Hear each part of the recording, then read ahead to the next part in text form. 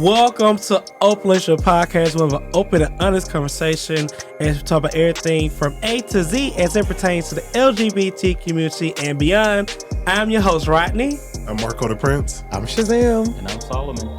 And we are on episode 5.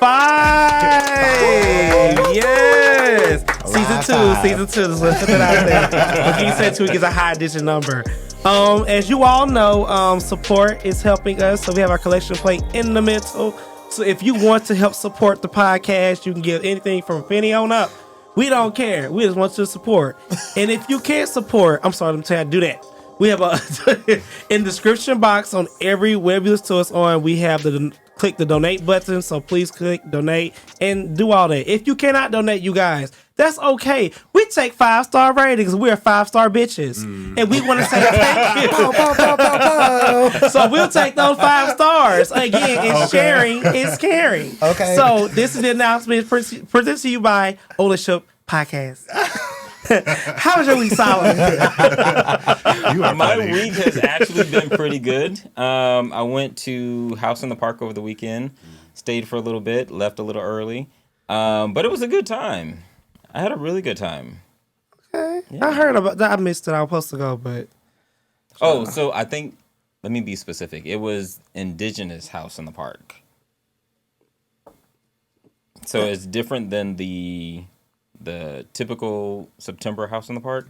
That's at Grant Park. Okay. But this one was at Piedmont Park. And I think it's more of, I think it's supposed to be like how House began. Maybe. I don't know, but it was fun. But yeah. Oh, yeah, okay. It was a good time. So all the people were there. Mm-hmm. Except for me. How was your week, Shazam? It was good. I went to House in the Park as well. House in the Park was a great time. Like, I literally just kept telling my friends, like, I love us. Like, it was so much fun. It was like, I think there was like a moment for maybe like 10 minutes where they did like this church set and people were clapping. Somebody pulled out a tambourine. Fans were clacking. It was amazing. And there were people from kids out there all the way up to like old folks. There was this old lady, auntie.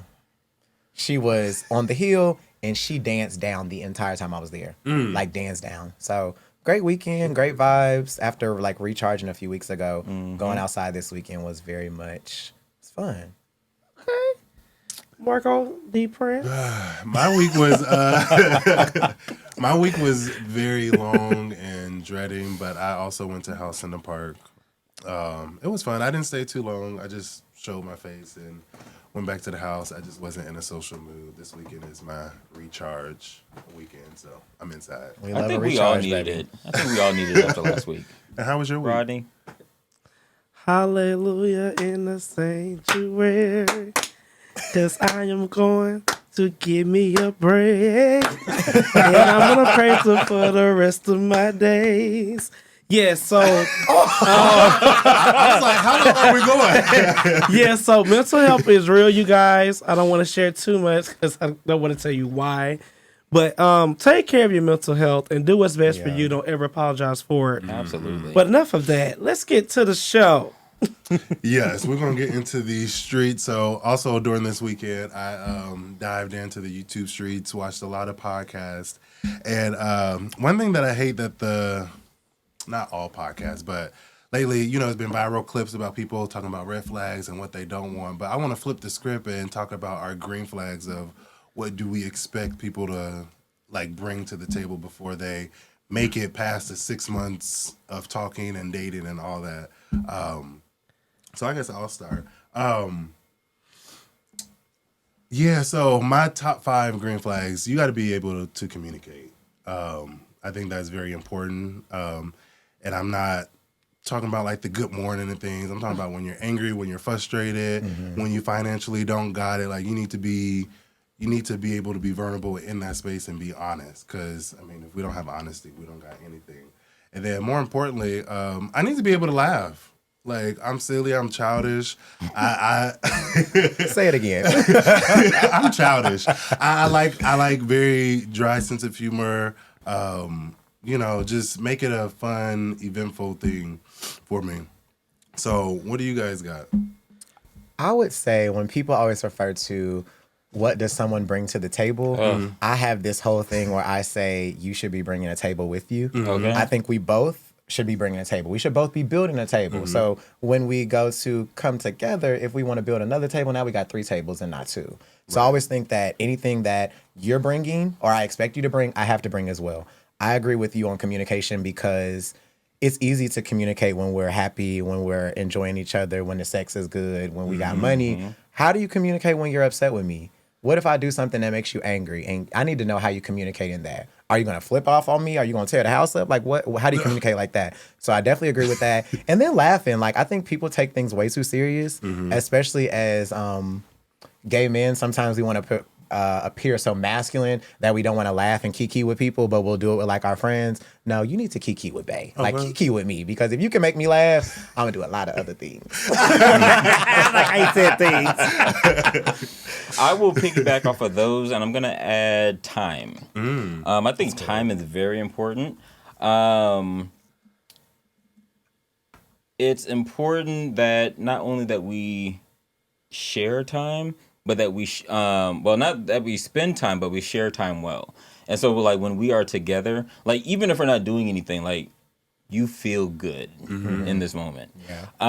And then intentionality. Like, you can't just haphazardly date me. You can't haphazardly court me. Yeah. Like, you need to have a plan. And then communication is important, but also have a conversation. Ooh, like, bring something of interest to talk about. Have some sort of depth. And I'm gonna leave it with those 3 for now. Oh, y'all said all mine. I'm just gonna say just be present. That's just really big for me, because you can always have all the tables and things, but you don't be present when I just need you to be there. Not even just talking, just to see you there, like in the corner. When I'm just having a bad day, I don't want to be bothered. I just need you there. I think a lot of people is missing that right now. Especially like what we said, be in your own table. Cause goddamn, if I can bring mine, better have yours. Okay. Bob the Builder up in this bitch. Ain't no Bob the Builder at this age, man. I'm 32. IKEA, neither. Or Wally. You know what? I'll take a little cute IKEA. Okay, so you sit your Sheree got it in her house allegedly. So ain't too good for the IKEAs. I like what you said about just like being there and being present, because I think a lot of times we feel like we have to always be doing something. Right. Like, if I don't want to talk, I need you to recognize, like, okay, Shazam not in the mood to talk. Like, he just need me to be here. I'm gonna just sit this sparkling water right here, and I'm gonna just go sit on the couch. Like, thank you. So I definitely appreciate that. But also, it's also nice when you going through something and you don't ask, and the person is just like, "I'm on my way." Ooh, that's my husband. Anything you want. What Beyonce say? That's your husband. I'm happy. Okay. Happy to see my husband. That made my heart go doo. Because like, for somebody to recognize what you need and you not say it. Man, you getting head on the spot, front and the back. Drop them right now. Me through the head. Hold me like a pencil. Hello. If you just be like, babe. We're going to have to change the sheets after that. I don't like to say daddy. I say, okay, daddy. Daddy's a different level of... that's a different level. You didn't unlock the... I was going to say, you unlock the next level. What they say in the church where you have reached the Holy Spirit. You are now speaking in tongues. You going to speak in tongues if you come over here talking like that. Okay. I like that. Yeah, I just wanted us to get that off of our chest, because I know like the last previous episodes we talked about what we don't want and what we're looking for, but we never really talked about green flags of what is required, or not for us, but just in a relationship openly. So not an open relationship. Never mind, y'all know what I meant.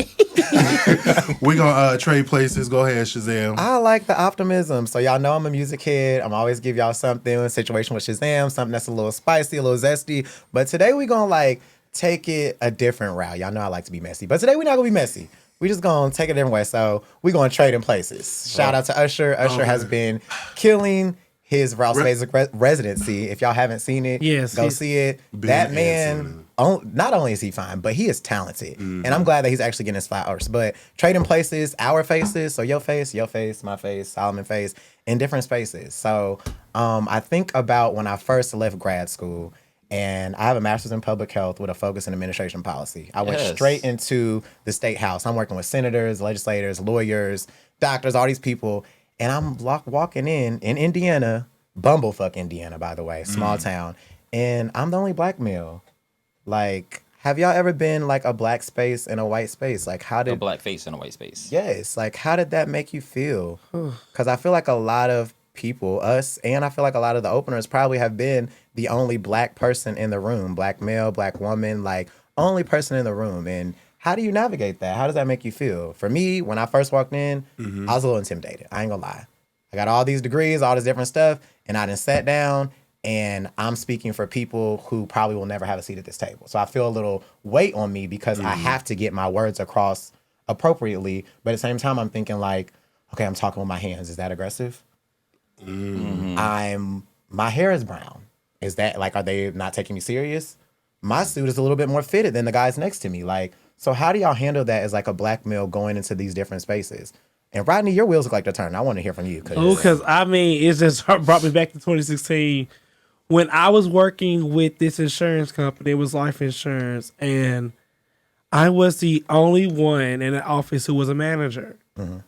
And my district manager came down and said, "Hey, we want you to be the face of the black people." Literally said that. And I sat there because I was going to stop him. I said, "Let me just hear what he's going to say. He's going to try to fix this because sometimes they don't say things right." He didn't ever fix it. He said, "Rodney, you are just a black guy who just go out there and make and build rapport with our clients, and they love you." They basically asked me to replace the guy who been in this account for like 12 years. And I was like, well, I don't think I do anything different. I just personable. Like, I'm not attracted by, I don't care if you have $50 in your account versus have $50 in your account. If we have a conversation, you can be logical and real with me, and I can just keep it real with you and just get these stats and numbers and tell you what you need to do. That's what I do. I keep everything like how I want to be treated. And he was like, well, we just need to be the back place. So they flew me out to Dallas, Texas. My first time ever going to Dallas. Dallas is a very beautiful city, by the way. Back in 2016. And I just remember being the only black person there, and I felt how you felt. Like I went to Macy's, I'm not gonna lie, and I probably spent like $2,000 on buying suits. And I was like, if I'm going out here and be the black face, I was already pissed off about that. I'm gonna make sure they know that we are educated, we are here to be here, and we are strong. And I went to that conference, and I was intimidated because I'm light skinned. People think because light skin you get in easier. You still the black. You're still black. Yeah. Our skin tone does not matter. When everybody's white, you're light skinned. Dark skin, black, you're black. Yeah. They don't care what you see. And I was just nervous and just make sure I'm not like being so gay, because I'm just like being so black. I just want to go up there and I had to present as well. And when I left that conference, came back to the company, my home office, I hired a lot of black people. I only hired black people. And when I left that company, I promoted 8 black people to my position. So hopefully they're still there. I don't know. But like, I made sure that I picked top black talent to show we're good. We're just as good or better than y'all. Don't sleep on us. What about you, Marco? So, I guess like mine came a little bit easier growing up in Portland, Oregon, just always around white people. Yeah. But I'm a flip it because moving to the East Coast, I always navigated spaces easily, very personal, like you mentioned, and can literally connect with anybody that I come in contact with. So when I was working at Nordstrom, I was also a department manager, and I did what you did. I promoted all my black people because not only that they're black, but they were also hard workers. And y'all keep promoting all mediocre white talent. Keep it real. And like they not working as hard as my staff here. So yes, I had to go in my store manager's office and like vouch for these people, these amazing, talented people that actually got the work done versus why aren't you hiring this person or why didn't you? Well, they late all the time. This person is always on time. Right. This person stay late. They do anything I ask. This person give me kickback and don't want to do stuff, but y'all gonna promote him or her because the color of their skin. So I think I navigate the space very well. It's just we do have to do a little bit more. We got to vouch for our people. But for me, it kind of comes a little bit easy, but it does come hard too when I gotta, step up to the plate.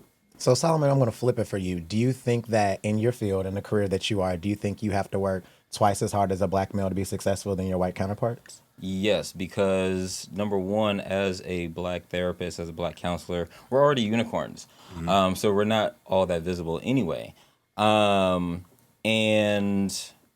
a lot of the people who are affected by mental health happen to be black males, black females.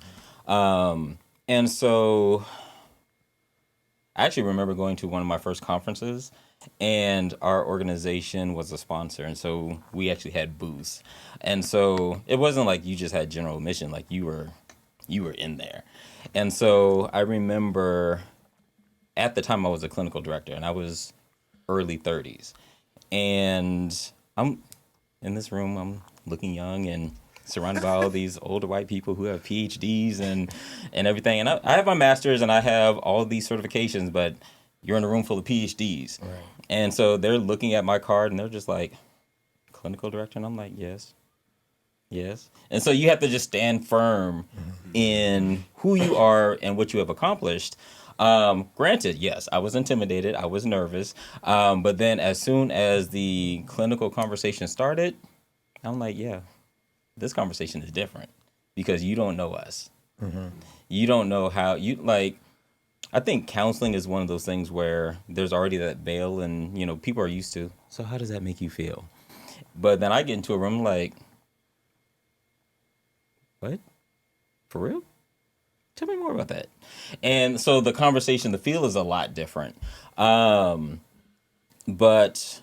I think navigating the space is, for me, I think this instinctual thing happens at first, where as soon as you walk into a space, like you look for that other person. You look for that other speck, that other spot, that other person who looks like you. And then when you find them, it's like, ooh, hope. There's this kind of excitement. Hopefully they're kind of like you too. They're your skin folk and your kinfolk.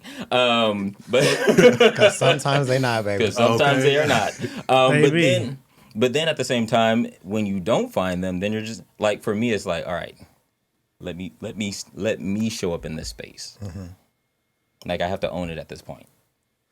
I do want to share one thing too, because shout out to Martha. Martha know who she is. She was the only white lady in Dallas who made me feel welcome, made sure I had a good time. I guess she saw the look on my face. And we're still friends to this day. And she's now Allstate agent doing wonderful. And Martha, I love you. She watched the show too. So shout out to you, Martha. Shout out to Martha. Listen, everybody needs a Martha in their corner for real. Because you go into those spaces and I think everyone said something important, but what you said was like, you have an instinct moment and it's very quick. And if you don't realize it, you're like, you wouldn't actually realize you have an instinct moment. It's like almost like fight or flight.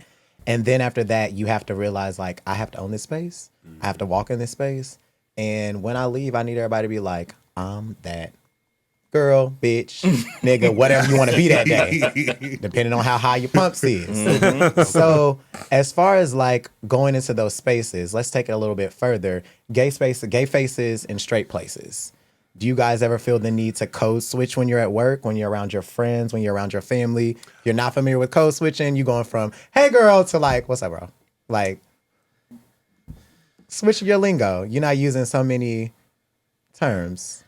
I am who you see right now at work. Like just that. probably more professional. Even though I ain't gonna be so slangish around stuff. But like, I guess why my people at my job kind of love me, because like I'm the type of manager who I'm not all about. I work with people because I was once an employee. I was once like, why am I manager talking about my fucking metrics? What about me? What about, have you asked me how my day is going? Have you just asked me about what can make my process easier? Because you be so much removed from whatever you're doing. If you haven't even worked a regular file in over 8 years, you've been managed for 8 years, you are removed for a long time. And you so used to what your upper management have. Because managers do work too. People don't believe that, but we work, y'all. We have people coming down our ass too. For upper management saying shit to us to pass you, okay? So we'll put that out there. But I guess I've been gay for so long. I don't do that. I'm just me. Like, I don't make my voice deep anymore. I used to do that. I used to be that guy to go, hey y'all, I'm Rodney. If you don't like Rodney, then you don't need Rodney in your life. Yeah, I think like I used to code switch when I first like got into corporate America, but I think code switching hindered me because people couldn't see the real me. Like you said, you have to, depend on what industry you're in. Like I was in public health consulting for a long time. And you have to be personable because one day you might be working with the CMO, and one day you're working with a nurse. And it's like, if they don't see like a real person there, you lose the connection. You do. So code switching for a long time was like, people were like, oh, he's so serious. Like, why is he not fun? But then after work, they're like, whoa. So then it almost made it seem like I had two faces. So when I was like, let me stop code switching, be yourself, it made me more successful at work. Don't it? I would say for me, during my internship, so many years ago, I presented as a straight male. Don't feel bad. I did. Say what? I said, don't feel bad. I think everybody done that. But that was who said I felt bad? That was just my story. Then after... I said, this is my story, this is my song. And so after I graduated and I got hired on, like I walked into my supervisor's office, it was like, so, because during my entire internship, like I was single. And then I walked into the supervisor's office and was like, she was like, how's your break? And and I was like, it was great.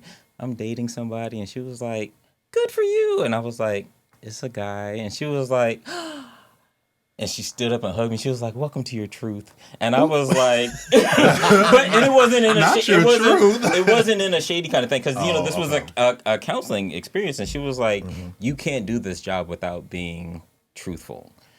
And so now that I'm years beyond and I'm creating spaces, like my CEO is phenomenal. And we have created a safe space for Black individuals, LGBTQ plus individuals, to the point where like one of my, she's now becoming an assessor. She's joining our clinical team. She was admin, but every other, she was like, girl. And I just look at her and be like, I'm glad we have this. Yeah. I'm glad we have this here. And like she feels safe enough to be herself, and she identifies that, hey, I'm a safe space for her. Back in the day, I probably would have been like, might want to check that. Sweetie, come to my office. Let me talk to you. But now I'm just like, and I think that's another part of this conversation. Like when you have the power to create a safe space, you have to do it. Have to. You need to. That's you owe it very to like important. Those before you and the ones that are coming after you for sure. Definitely. But you owe it to yourself. For sure. Yeah, because we didn't have it. I'm going to say this, though. I feel like we didn't touch this. This to be said. But it's because you Black, baby. Don't mean I'm going to hire you. You got to have talent. True. True. I had to tell some Black people no. Yes. And they cuss me. I'm like, baby, but you're always late. You never here on time. I got to tell you to do things 8 times. They're going to put my name on you? No. I got to take a page out of your book. Shout out to the first supervisor, I worked at a minority health coalition in Indiana. And the first supervisor I had, he was a Black gay male. And like, we never had the conversation that we were both like Black and gay. And when I tell you it was the best internship I ever had, his name was Tony. He's like the senior director now. So shout out to Tony because he made like a safe space for me and several other interns that were at PWIs in like a Master's of Public Health program that is typically dominated by white women. So shout out to Tony. I had to take a page out your book. Yeah. Look, there's too many people for me to shout out. There's way too many. You're going to have to make a list when you get your Oscar. Okay. Let's shout out the first name you think. Manetta Sinclair. That was my that is my supervisor for life. I have other supervisors who have been impactful, but this is the person who is like essentially like allowed me to bloom. Okay. Marco, run us a name. I'm sorry, Dr. Manetta Sinclair. Oh, put some you respect. better put some respect on She it. earned that, baby. Because the first time she heard it, she said, "What'd you say?" Y'all remember she was like, "Good morning. I don't hear y'all." Carvin Carter. He was my first manager at Nordstrom. Living in DC, just exploring this whole new culture of being Black and gay and moving from the West Coast to the East Coast. And he just took me in with all arms and was like, yo, you're going to follow me around and I'm going to teach you the ropes. And he promoted me first and helped me get up the ladder. And then when I got to where I wanted, he chucked the deuces on the company. So I got to shout out to him. Because without him, I probably would never had no career with Nordstrom. Okay. Oh, wow. I like that. And if y'all didn't help the openers, y'all helped me today. I think it's like a good conversation to always hear that other Black professional males have shared the same struggle. So I appreciate y'all today. That was a good segment. These both segments are really good. So I guess that's going to transition us into our menage a trois. And it's a good transition because we get to ask that question, like, what drives you to be successful? And so we have been having these conversations for a while now, behind the scenes. We are all Black male professionals, and it's not always easy. And so, and also considering that, you know, we have professional spaces and personal spaces and they sometimes collide. And so number one, what drives you to be successful? But to answer that question, let's first identify, what does it mean to be successful to you? For me, I think success, I know success has a monetary value to it. It has a lifestyle value to it, but at the end of the day, it is defined by my happiness. When I go to bed at night, if I am at peace with all the decisions that I've made, then I'm good. I don't have nothing to add to that. I think that, I guess I do have something to add. But I used to chase the money. That was my thing. I was always chasing money. I left grad school and was like, I'm going to get this money. I'm going to get this money. I'm going to get this money. And then I realized, like, money is not directly tied to my happiness. For some people, it's tied to their happiness. But for me, I'm with Solomon. When I go to sleep at night, am I happy with every decision I made? When I wake up in the morning, I'm going to be anxious to go to work. Like, if I am, I'm not happy. So success to me is tied to happiness and the lifestyle that I can live. I would say affording the lifestyle I want to live and just me being impactful. That's really big for me with my company now. I guess I'm too impactful at some reason because y'all know why. Not gonna share. But like just making my mark, like he's leaving a legacy. Somebody can say, you know what? Rodney helped me get here. He's out doing whatever else, but I know my manager Rodney had my back. I promoted and they paying it forward. That's why I want to create a legacy. If that makes sense. Yeah. Like you are creating a legacy now. Your person helps you now. You're like they gonna remember that. And they remember that Black person who took the time to say, hey, I see what's in you. They don't. Let's work towards this. Let's see how we can train and bring that the best out of you. So I would just say, leave a legacy. That's mine. I'm going to piggyback on you. Leaving my path, working in the financial world, as you guys know, a lot of us don't really know how to manage money. We don't know how to manage bank accounts, overdraft fees, all that. So whenever somebody that looks like me or have the same skin tone as me comes in my office, I try to give them as much information as they want to take from me. Because one, you're in here, so you might as well get this free knowledge. I don't care. I mean, I do care about the company that I work for, but right now it's us. Close my door, let's talk. Your credit score is this. This is how you can do this. These people outside this door, they're not going to tell you that. They're going to have you apply for these cards, do these loans, and you're going to swim yourself in debt. So Maybe. I get so many clients coming back and telling me thank you and sending me gifts of just little things that I think is it's literally free knowledge. Everything that I learned is from Google.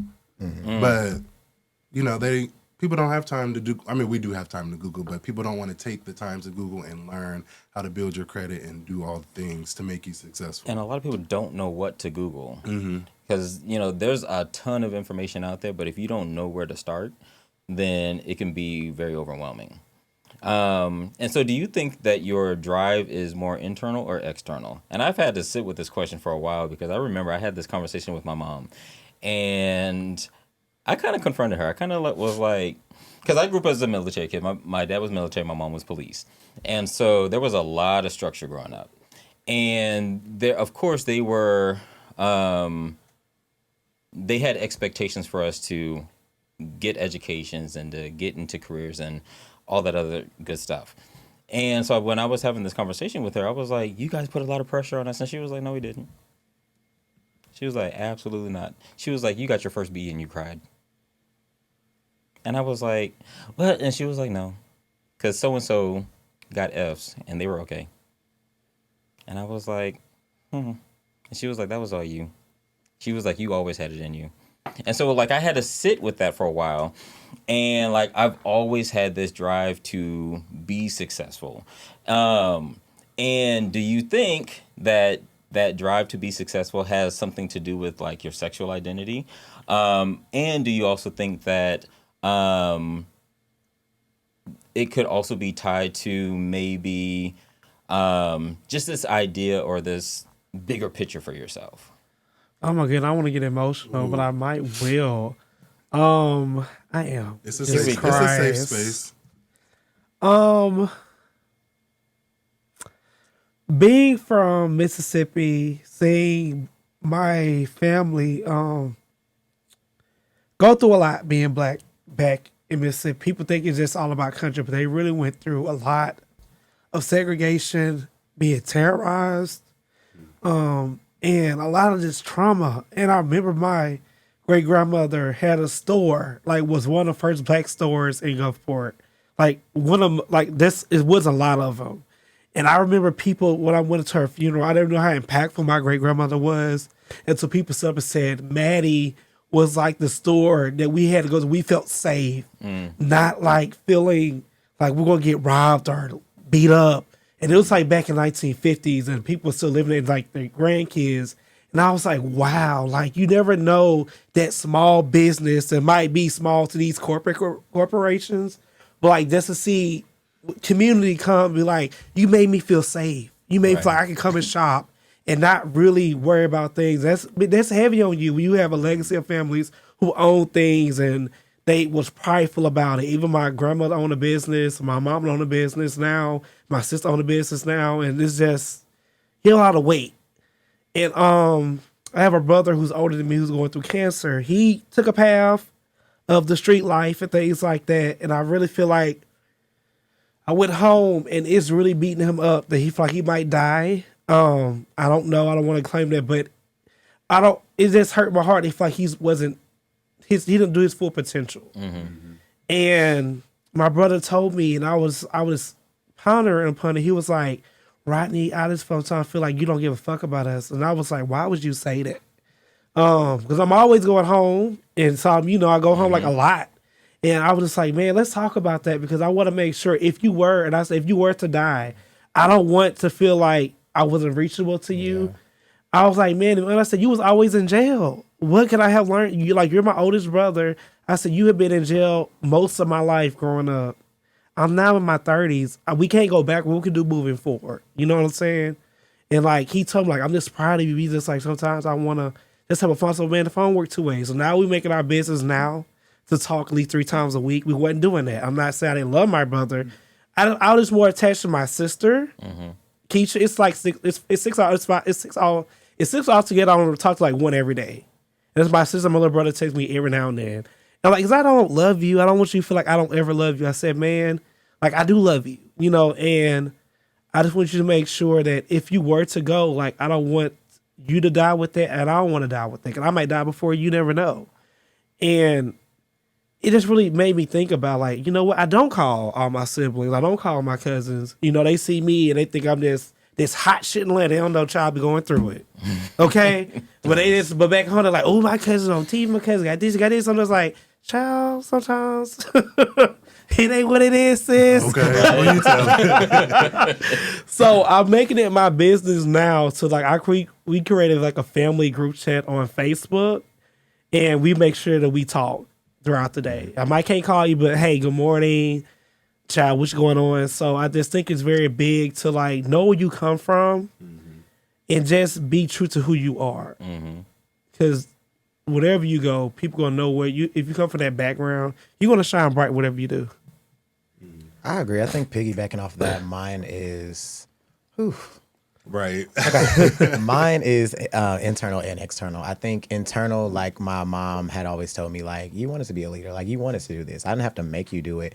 But it was also external because coming from a town where, like, black males don't leave. They don't graduate high school. Like, I'm the only grandchild that has a high school diploma. Well, grandson that has a high school diploma. The rest of them don't have any. They have, like, GEDs and things like that. And knowing, like, what my mom went through growing up with, like, her parents and things like that. And it's, as you said, it's important to know where you come from because a lot of times we don't talk to our parents about their trauma and we're just understanding, wow, like my mom is hard on me. Like, why is my mom so hard on me? Like, but looking back on it, like there was trauma that my mom had that she was like, I don't want you as my son to face this. So I'm going to make sure that I stay on you. And like everybody else can stay out when the street lights is out, but street lights is on, but you're going to come home. So I think I had internal drive, but my mom had to keep me on a path externally to make sure like, I'm not going to allow you to do something that's going to fuck up your future later. Like you have to be successful because I want you to have more than I had. And I want my grandchildren to have more than you had growing up, if that makes sense. So like me and my sister, we used to be like, why is she so mean to us? Why is she so strict? But now we are like best friends with my mom. And it's like, wow, you did this because you had to, you know? So I think sometimes it is internal, but at the same time, I do at some point sometimes feel indebted to my mom, like because she took a lot of sacrifices when her and my dad split up to like take us and like raise us. And me and my sister are both successful. So I think it's internal and external. And I think also you kind of touched on sexuality. I think when I first started surrounding myself with gay males, I realized like, wow, they're like successful and they know what they're doing and they know what they're talking about. And I like that because it made me step my game up. It was like doing the bare minimum is not going to get you by. You know what I mean? So, yeah. So currently mine is internal, but a few years ago, mine used to be external. I used to be a people pleaser to my family. Even like graduating from high school and trying the whole college thing out, like just doing it for my family so I can be the first graduate and do all this. And I took a stand with myself, just, you know, like this is not the path that I want for myself. And to piggyback on what you say, like my family think I live in Atlanta, you know, been on set with certain people and, you know, doing the things. And they're like, oh, you living good down there.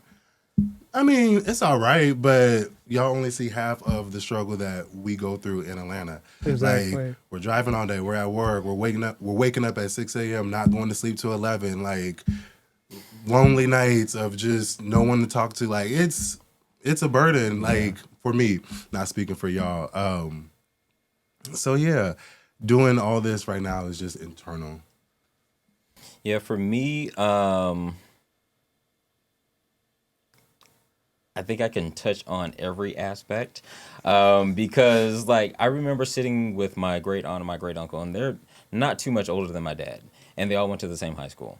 And I remember them having a conversation about, let's see if I get emotional. So my great aunt was like, "Oh yeah, you were a skinny little thing in high school, and just so scrawny, so small." And he was like, "Yeah, that's because I didn't eat."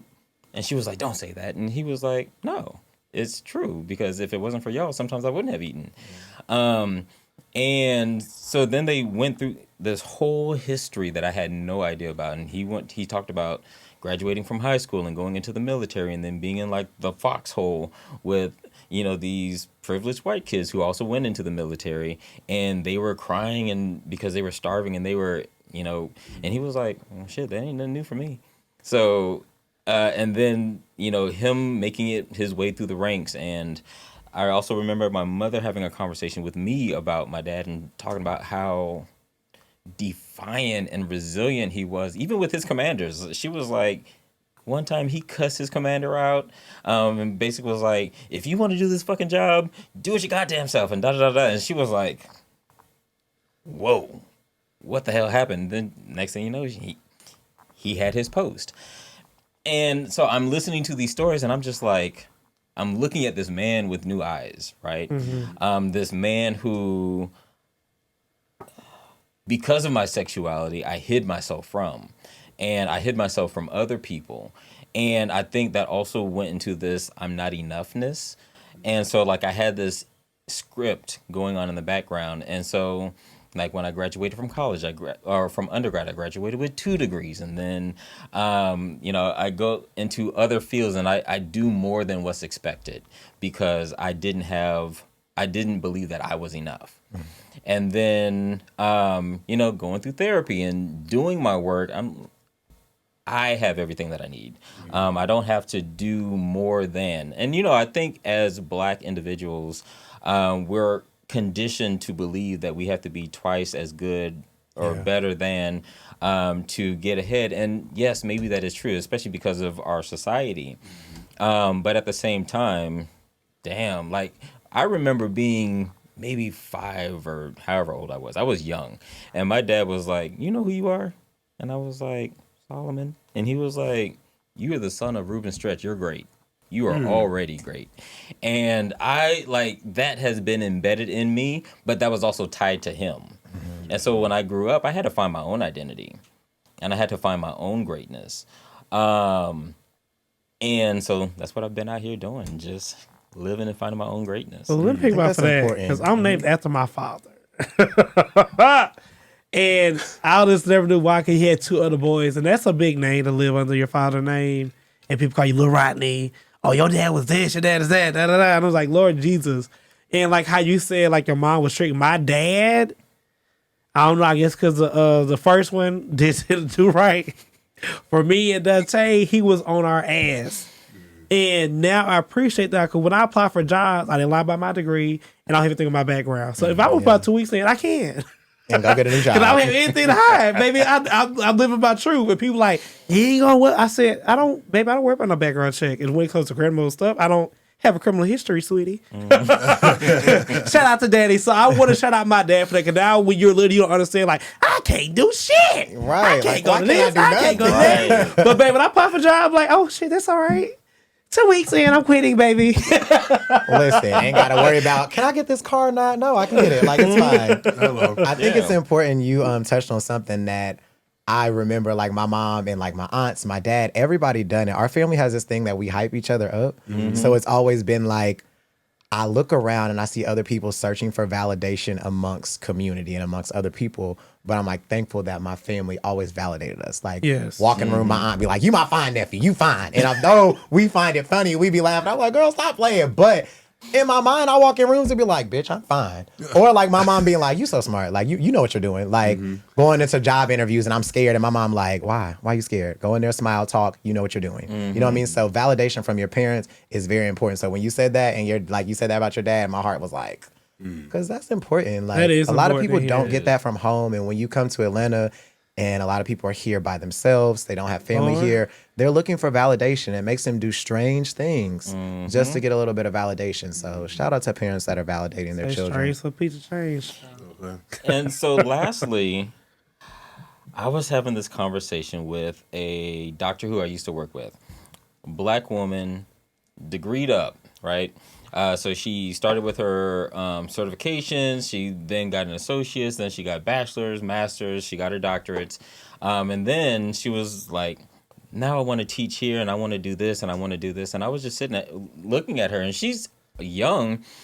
And I was like, when is enough enough?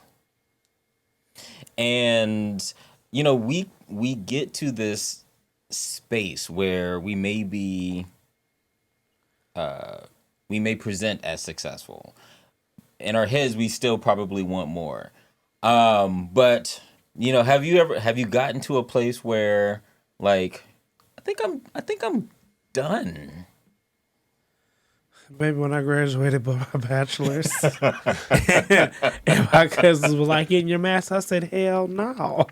I said, "Enough is enough." Like, I think I shared the story already, but like, my uncle has a best friend who literally has 5 bachelor's degrees, I think 3 masters, and probably 2 doctorates, and still in school. And I'm just like, and he actually said, "What are you doing this for?" And she was like, "I come from a family who's not educated, but they have anything." So she's like, "I just want to get everything I can." Because she's really smart. She's a smart, I actually had a conversation where she's like beyond smart. It's kind of like freaky weird how intelligent this lady is. Like, I feel like she should be doing something, what she's doing now.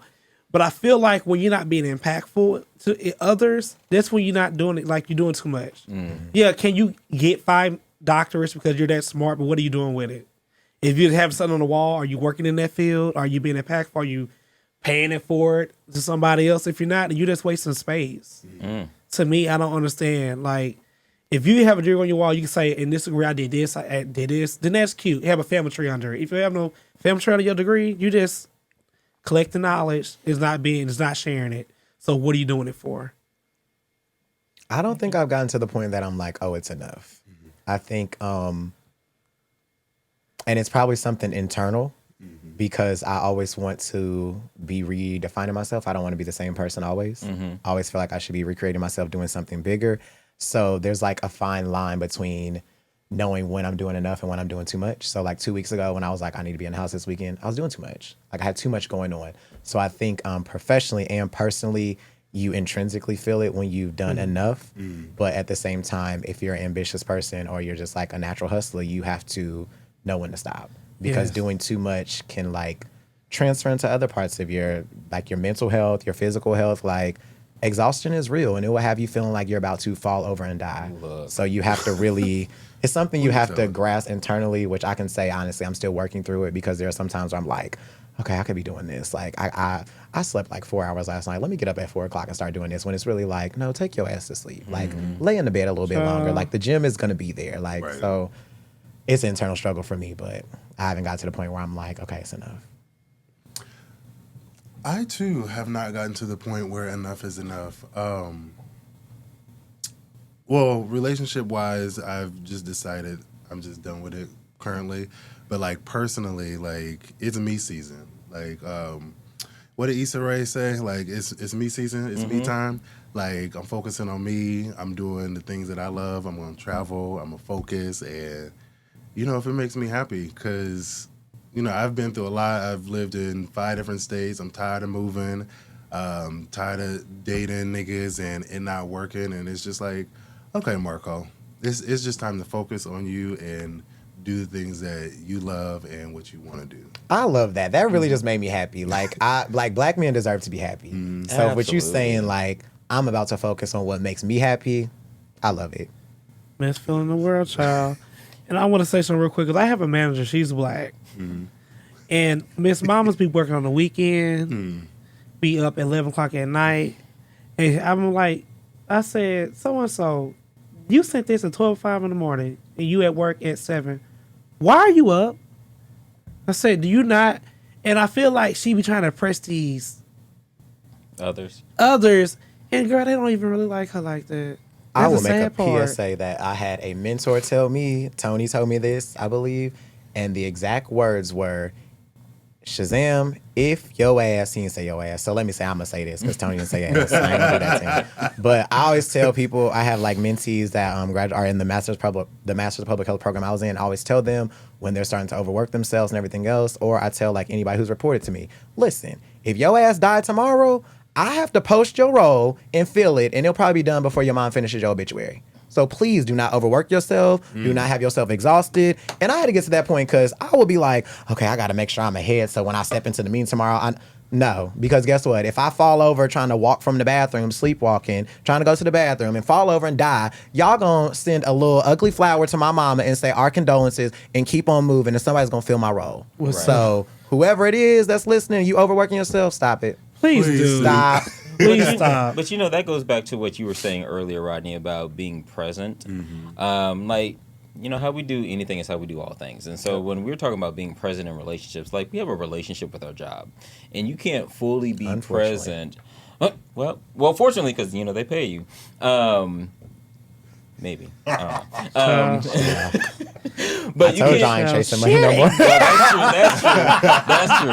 You did say that. But, you know, you can't truly and fully be present in your job when you are busy people pleasing and doing all these other things and being up early in the morning and doing way too much. Like, if you're doing way too much, how are you really doing your job? I've done that before. Like, I've been in a position where I was doing most of everything on my plate and picking up the slack of other people, and I was exhausted.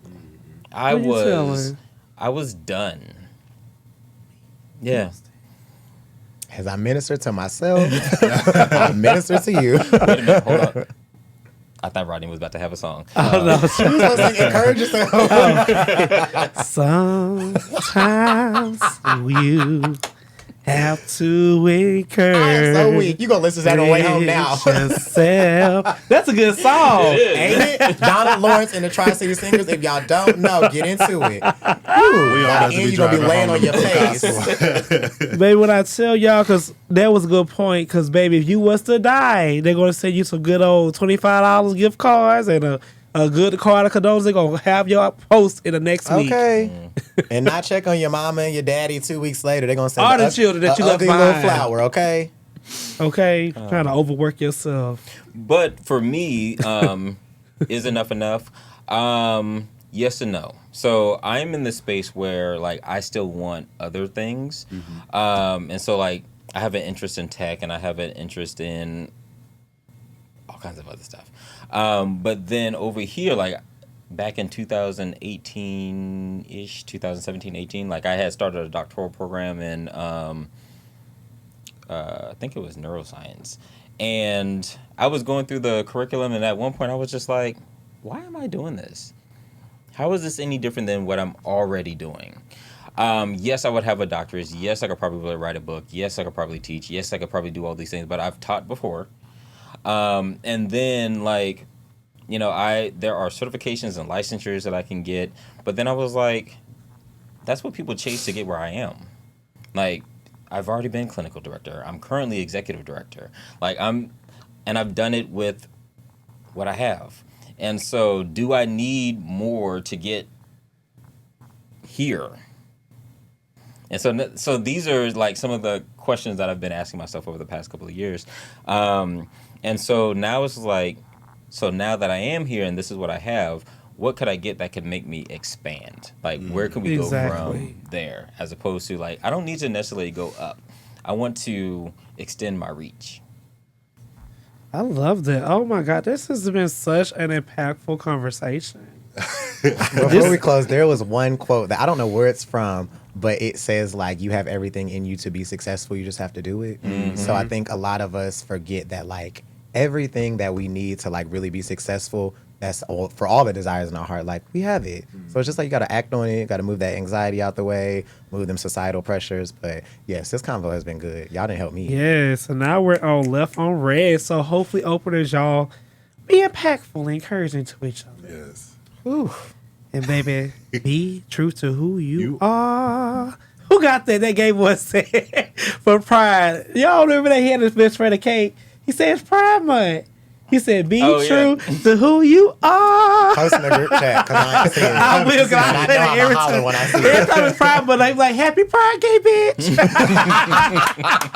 It's so cute, though. But I love it. It's like, be true to who you are. But, all right, you guys, we are now on Left on Red. And how you can do that, openers, you can actually go to our website at openrelationshippodcast.com, or you can email us at openrelationshippodcast@gmail.com. Okay. So, for one of our lovely openers, this is what it reads. What's up, fellas? I need some advice. My homegirl called and asked me, do I think her man is gay because he asked to be strapped for... What? Hold on. Let me read over. My homegirl called and asked me, do I think her man is gay because he asked her to strap him more than once. She thought it would be a once-in-a-while thing. Now here's a question to scrap every time they have sex. I pause because I want to consider myself a liberated woman when it pertains to sex. However, I was complex about how to respond. I asked her, does this make him moan differently with the strap? She replied, hell yeah. Since y'all are gay men, girl, do you think it's gay for a man to be strapped I'm only gay on the weekend by his woman? I'm going to tap in here. So, hey, opener girl. Since we all gay, girl.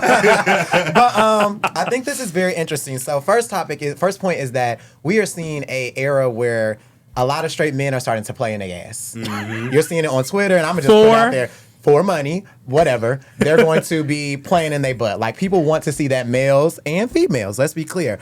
But I think a lot of people need to understand the human anatomy, understand that the male G-spot is in the butt. Mm-hmm. So, I don't think that makes him gay. I think he is exploring his sexuality. He is not sleeping with a man. He is sleeping with a woman. To be gay, in my eyes, you have to be sleeping with a man. Correct. Even strap is shaped like a penis. It's still... She's hitting his G-spot. I mean, I enjoy those videos on Twitter, so I don't think he's gay. I think the strapping videos. Yeah, I love them too. Favorite at Pornhub. I'm like, look at him take that. Take that. You better arch that back.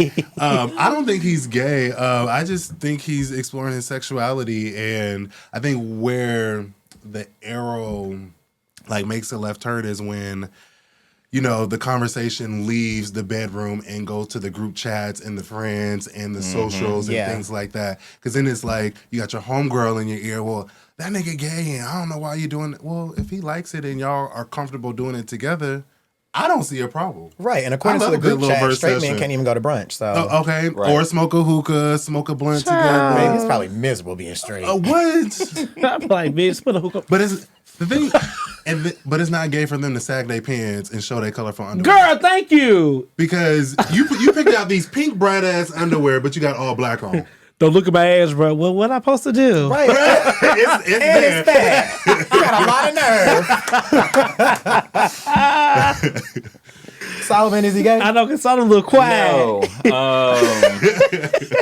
I was replaying some of those 2-minute videos that we were talking about. Oh, okay. But what I want to know is, like, because we're calling her homegirl. So I want to know how homegirl feels about it, because she's the one who's doing the strapping, right? And so, like, is she coming to you with complaints? Is she coming to you with, like this is presented as a conversation. Mm-hmm. It's not presented as a complaint. Mm-hmm. And so I want to know, like, while she's engaging in strapping or pegging her man, like, is she enjoying it as well? Like that, I think that's an important part of the conversation. And number 2, I agree with you. It doesn't have a place in a group chat. It doesn't have a place, or I mean, even if it's not a group chat and this is just her confiding in her friend, like, if you are happy with your man and y'all's sex life is healthy and is strong, and like you're talking about, you thought it was once in a while, but this is all the time. Like, there's a lot of people who are not having sex all the time. And y'all fucking down. He fucking you down, you fucking him down. Like, y'all are doing this frequently. That sounds like a healthy sex life to me. Healthy sex life, but can I add a question? Yeah. Since we all gay, as the opener said, is he cleaning out before she peg him? Well, she ain't complaining about no mess. Well, so this is to that point, not the cleaning out point, but like, I would like to know, since y'all are gay men, like, how would you present this to heterosexual men? How would you present this to straight men? Because that would definitely be a different perspective, right? And so we're seeing a lot of conversation with heterosexual men talking about they like their ass ate. Yep. And we see a lot of conversation with heterosexual men talking about they like to be pegged as well. Mm-hmm. But it would be a different perspective if you approach straight men with the same conversation. I'm gonna say this. I don't think it's gay. I think she's probably feeling insecure because he's moaning more with the strap than him penetrating her vagina. Yeah. But again, like Shazam said, our G-spot's literally in our ass. We can't help it. Cause baby, when if you never been touched by the G-spot, baby, because I was a top back in my day. Have y'all saw that video of the old one? She's like, just a touch. A snapping turtle. Look at them. And baby, when I saw that snapping turtle, oh God, and he entered the fountain of youth. Ooh. I was singing praises to his name. The fountain of Shazam, child. When I tell you that when you hit that spot and you're comfortable and you never touched that spot before, it's a different feel. I'm sorry. That's why I'm versed to this day. Sorry to the bottles I fucked. I would also challenge homegirl to be supportive of her friend's sexual health. And if your friend is comfortable coming to you about this, because this is a sensitive topic, especially amongst women. So if she's comfortable, support her in that. And baby, maybe you should try it. Don't yuck nobody's yum. Your man might like it too. Have you ever had your booty play with? All right. Well, Miss Homegirl, the gays has spoken. As they say. And we hope, honestly, like, sure, don't judge your homegirl. Sometimes just be there. Right. And be present. That sounds like an episode name, baby. But also think about this, real quick. Like, some men, they nut once and they done. But then you get that prostate stimulated and then you have those multiple orgasms and then you keep on going. But all right, y'all. Thank you, openers, for coming and joining the four of us as we swallow hard topics and spit difference of opinions. All right, guys. See you next week. Good.